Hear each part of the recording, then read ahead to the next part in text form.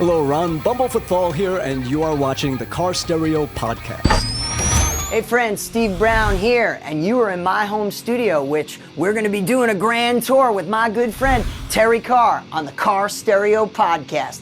Come on, let's go. Yo, what's up, yo? This is DMC in a place to be, and the only place for you to ever be is right here rocking and rolling with the Carr Stereo podcast. Rock.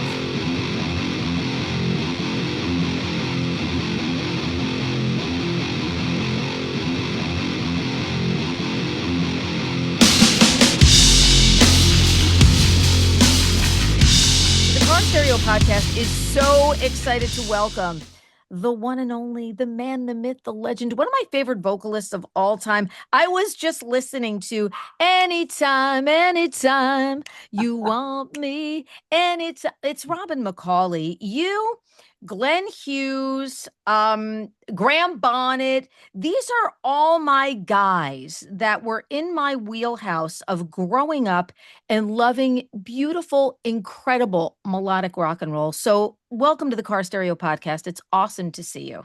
Oh, Terrie, thank you so much. Hello, everybody. It's good to be here. Terrie just told me it's 20 below. It's very cold here in New Jersey. It's not 20 below where I am. But you're in Cali, right? Are you in California? I'm in Cali, so we're going to keep the seat hot. You bastard. You bastard. Listen, today is such an exciting day.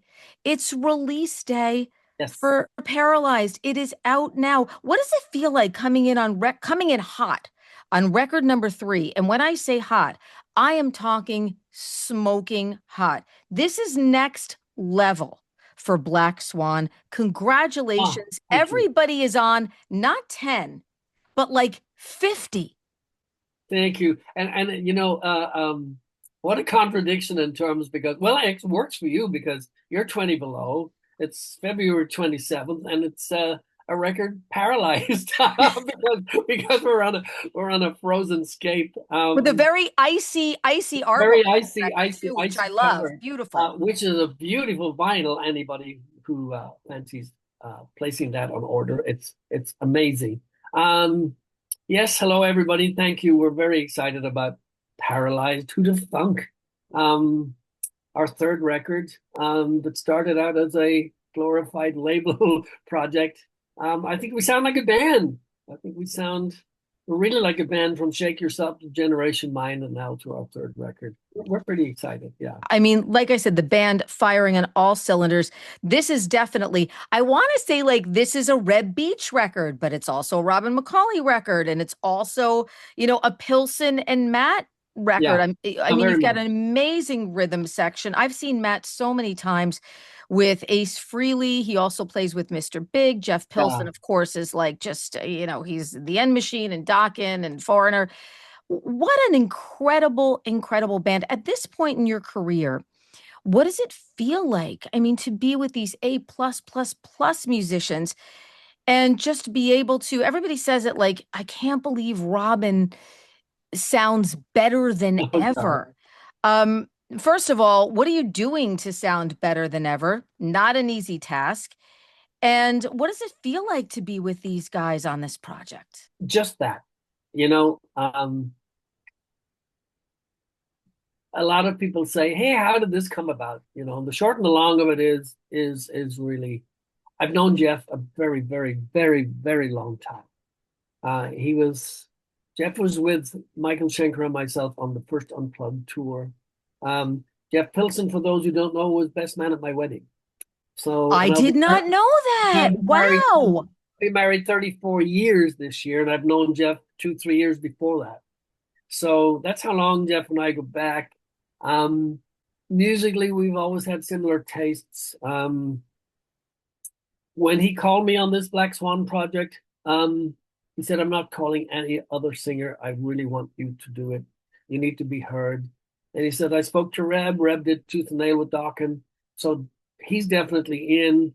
And he said, I think there's going to be a great writing connection between you and Reb. Before it even started, and there's a little joke, because the first song that I brought into Black Swan was from music that him and Jeff had put together. And I wrote this lyric and I brought it in, and we were chatting away at Jeff's studio, and Reb goes, "So, dude, you have anything for this?" And I went, "Yeah, I do actually." And I said, "Let me sing it down." And he goes, "Wait, what's it called?" And I went, "It's called Big Disaster." And he goes, "This is the first song were ever written together. They're going to kill us, dude. It's called Big Disaster." And I said, "That's kind of the point." And we just laughed about it, and it became the second single of Shake the World record. And we kind of discovered at the beginning that we could actually write some decent tunes. Jeff and Reb are all about the melodies. They love the melody. I love melody. I love the hard edge. I love all of that stuff, but I don't know how not to sing a melody. I can't think non-melodic. And I love the big choruses. They love the big choruses. So that's really, we're 80s guys. We're 80s dudes, man. And so we're always going to get that tag, but we try to bring, I don't know, whatever else we can find along the way, a little bit of freshness, but keep it melodic and keep it memorable, and just throw it up in the air and go, there it is. We're done. Well, you're on this great melodic hard rock record label. And there's such a demand now for the things that are going on Frontiers Records, I think. Did that surprise you also? Because I think the label started and then it just keeps picking up momentum and momentum and momentum. You guys are 6 years in now as a band. So I'm going to ask you a two-part question. Does that surprise you? And when did Black Swan start to feel really like a band for you? Because now it's a band. Yeah, great question. So I was approached by the label to do a solo record, pre-Black Swan. And I never considered, still don't, myself as a solo artist. Didn't want to do it, really wasn't interested, didn't know what I would do. So I said to Serafino, I'm just going to put this on the back burner. Maybe we'll revisit, maybe we won't. 6 to 12 months period had lapsed. I was working, I did a 7-year straight stint with Raiding the Rock Vault out of Vegas at 5 nights a week, like 1,500 shows or something in 7 years. And in the midst of that, Jeff calls and he goes, "Hey, Serafino wants me to put a supergroup together." And I'm going, "Yeah, right, see ya." And he said, "No, Reb's going to do it." And he wasn't going to play bass. He did play bass. And Black Swan started. And our mantra in Black Swan is there's no BS in Black Swan. I love that. I love that. That's great. And regarding the label, the label have always been into the melodic hard rock, and they've gone out and they've signed bands that were kind of forgotten about, that they really liked their whole melodic influence on the hard rock scene of the 70s, the 80s, and they wanted to sort of bring it back to the label. And now it's steamrolling. It's just going on and on. And you look at the roster, it's all of our genre of music that's on there. Yeah. They're even bringing Giant with Dan Huff back in for their 30th anniversary, which John and I will be at in 2 weeks. Wow. Right? Huge. That to me is huge, because I'm a huge Giant fan. And me too. I remember playing those records on the radio. I mean, just so Dan big. Dan Huff has just gone on to so many wondrous things.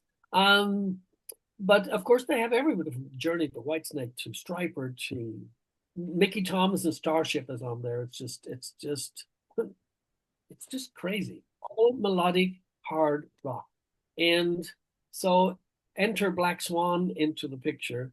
And I told somebody else this earlier, that the first song that we ever gave Frontiers, Serafino especially, when we started writing with the Shake the World record, we wrote a ballad called Make It There.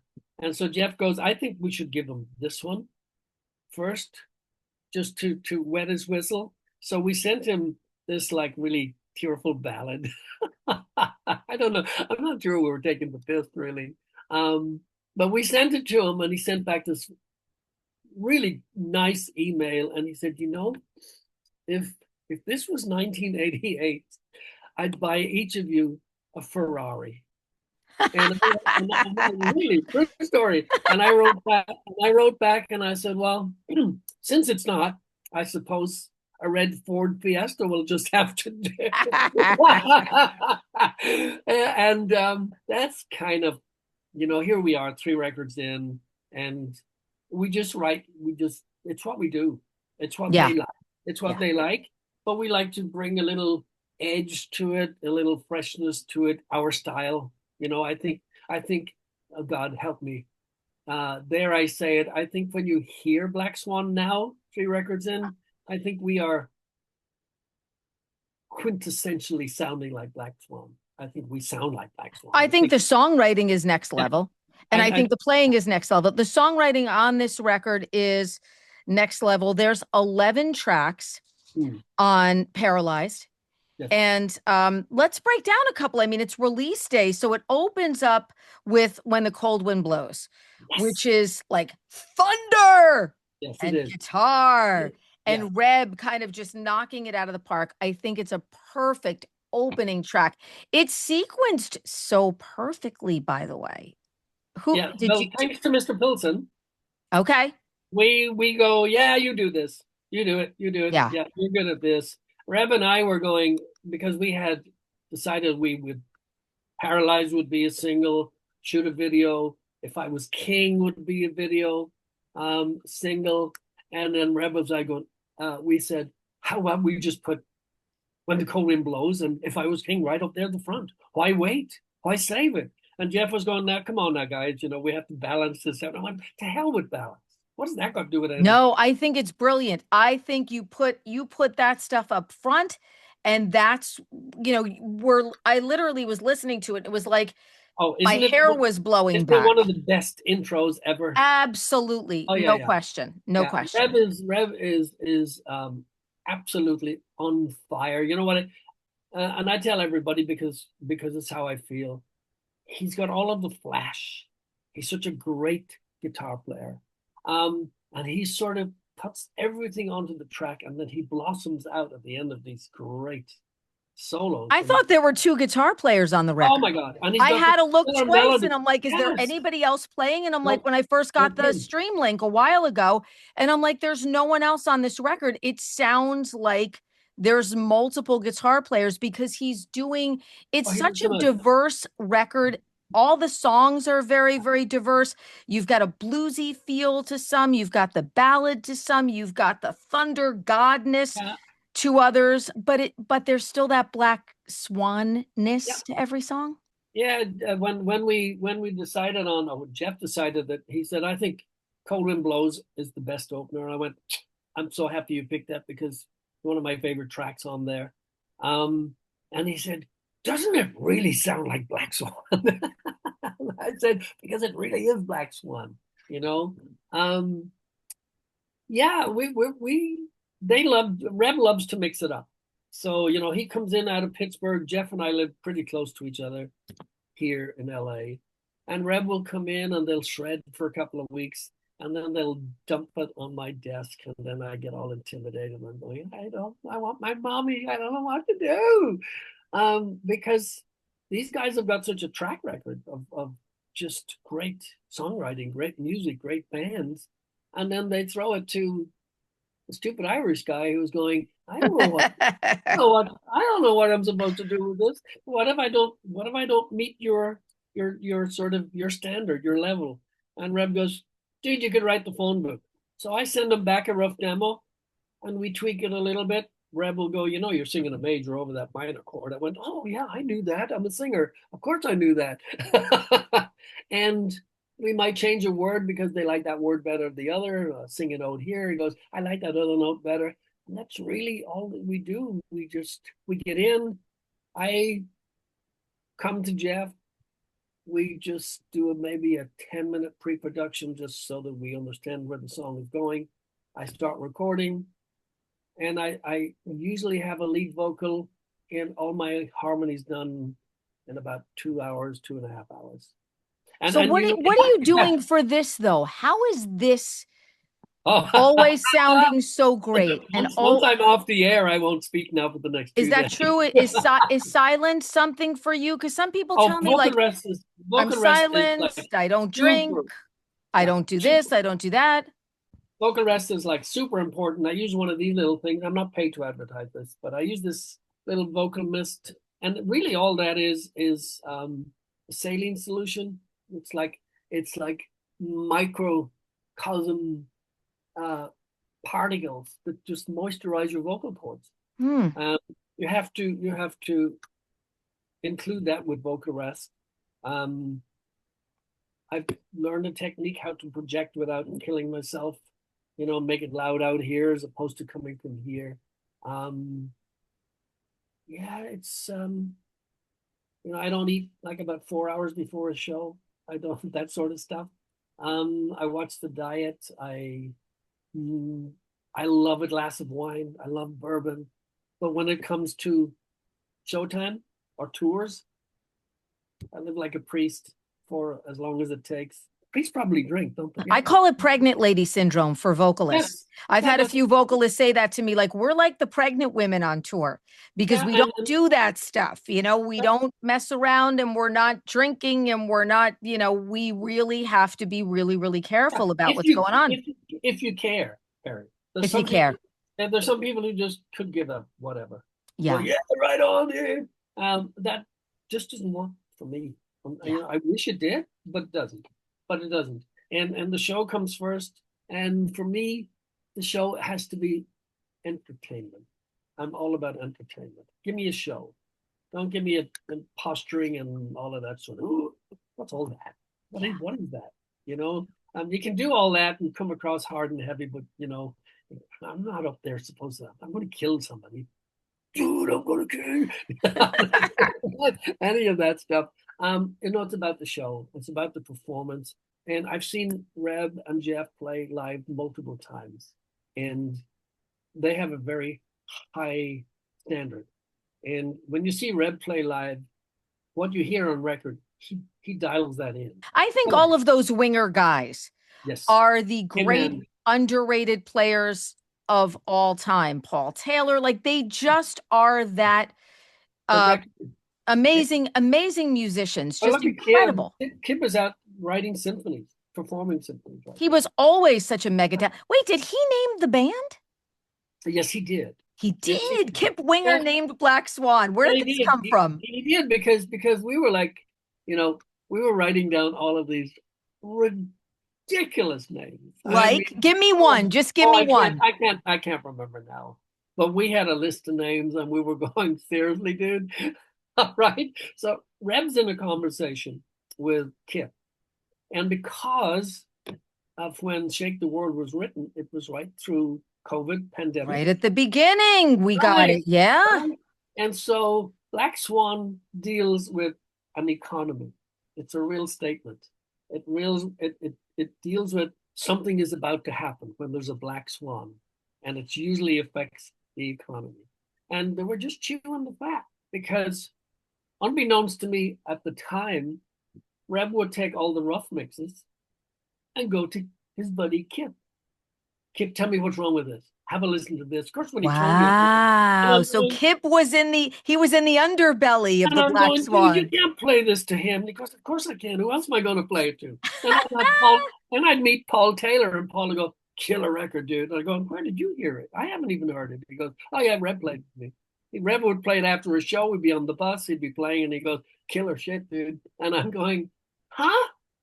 So they were hearing all of this stuff, and Reb was sort of running with their approval and or disapproval.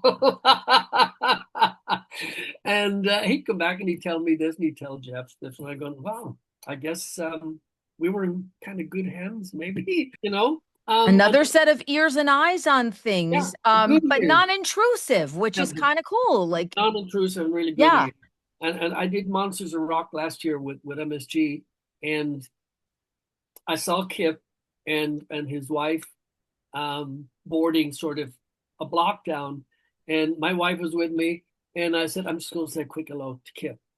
And he goes, hey, dude, great new record. That's what he said to me. And I went, where did you hear it? He goes, where do you think? Yeah, and I'm going, this is funny. And then, of course, I come back to my wife and I go, hey, Jeff, you played it again. He's heard the record before I have. That's incredible. That is So all of incredible. this stuff was kind of going on in the back, and here we are on the release date, and yeah, happy to get it done. What does it feel like for you too? I mean, because you're not a woman, so I can't say this, but like the baby is being born, the baby comes out and you're sharing the baby with the world. What is that like for you on like release day? Do you wake up? Does it feel a little different when you wake up on a release day of a full record? The baby's coming out. Yeah, you know, there's a kind of a wow. Can you believe we got 3 done? We never thought we'd get this far with it. And then when we shot the 2 videos, and we have to shoot together because logistically we're all over the place, right? Yes, Jeff and I are sort of close together here in LA, but when you bring Matt in from Connecticut and you bring Reb in from Pittsburgh, I think it took us 2 months to actually get a hint of a yes, maybe we can shoot on this day. You know, down on the calendar. And I look at you in those videos. Huh? You look the same as like the first when I saw you in like No, Give Me I Your love you. Love. I love you too. You do. You look the same. I'm like, how is Robin McAuley like this ageless portrait of Dorian Gray? Your picture must be in an attic somewhere. No, I'm aging. But still with that great hair and that amazing stage presence. Yeah, I know it is. I can tell. Women, we know that stuff. Women, we know we know that stuff. We know that stuff. It's mine. Thank God for hair color. We know that stuff too. I'm not ashamed. It's important to keep up the image. Yeah, I mean the videos are incredible, absolutely incredible. The artwork is incredible too. You know, you're a very cinematic band. Artwork has a story to it. Well, it does. Tell me. It has to have a story to it. You know, when we did Shake the World, again, pandemic, we needed something a title that was going to be a little sort of in keeping with the period, with what was going on. I firmly believe that post-pandemic, people were never the same. People's thinking was different. Something changed. And I love to read. I love to pick up stories. I love old Hollywood movies. And I remember reading something about the plague doctors. So I started searching through all of this artwork. I came up with a really rough rendition, illustration rather, to send to the art director, Stan Decker, who does not need my help. The man is a piece of art himself. He's done so many famous covers. And I wanted that sort of steampunk plague doctor imagery. And he did an amazing job. And here we are with Paralyzed. And once we had decided that Paralyzed would be of the single, I immediately started thinking, stand still, don't move, we're in a place. And lyrically, Matt was saying to me at the video, dude, killer lyrics, man. I just love that sort of, loss. And I went, oh, it's actually got nothing to do with that at all. It's more of a politically sort of tone. He goes, oh, how so? And I went, well, we came out of the pandemic. We went into this generation mind where nothing was ever the same. And here we are in this frozen scape of, are we going this way? What the hell is happening? We're in this state of paralysis. Does anybody really know what's happening right now? Reb comes to me and he goes, dude, that's heavy. You think people will get it? And I'm going, I don't care. And he goes, where does this idea, because Jeff and Reb say to me, you deal with the artwork. I've done for all the way through it, all 3. I don't do the artwork. I sort of create the idea. This one comes from an amazing and true story about the Qin dynasty in China, and the Qin emperor was the first emperor of China, and so he went to war with all of these local dynasties, and he became numero uno Qin dynasty emperor, dude. And it's a very long story. I won't get into it, but anyway, in 1974, there were fruit farmers out digging and looking for cultivating, and they came across a find, called in local archaeologists, and they found all of these terracotta warriors. There's a whole documentary you can watch it. They found these terracotta warriors. How many? 8,000 in a block as big as Manhattan. That big. It's about 60 square meters or something like that. There's about 8,000 of them. There's chariots, there's horses, life size, and they're all painted in these wondrous colors. But the entire place was desecrated. So from 1974 to I think today, out of 8,000, there's only like 1,200 that's been reassembled and put together, because it's a massive process, and they have to make sure that all the pieces belong to each other. They found bones. They have still to uncover who was buried close to where the emperor's temple was, which they believe they haven't fully found yet. But it was horrendous, because the emperor had lots of these concubines who weren't just murdered. They were murdered after his death. They were slaughtered, and they were all dismembered. All of his family were slaughtered and dismembered, because there's always corruption. And then there was an exterior force of rebel warriors who attacked the mausoleum before it was complete, broke the terracotta warriors, burned the place down. So they found all of this red clay, which suggested fire and brimstone. Anyway, I had the idea for Paralyzed. If you can find these terracotta warriors that were in almost pristine condition, all lined up. Can you imagine 8,000, how many that is? So you can imagine the block of Manhattan, how big that is, how much room, field space that would take, right? And so I went, paralyzed, paralysis, a frozen ice skate, get Mama, since we're talking about having a baby here, have Mama Swan up and here. all the baby little swans. And all her little baby swans. Yes. All frozen in time, going, Mom, what do we do? When is this going to end? And when it does, will we escape? Will we have a place to go? And I just thought, this is kind of where we're at.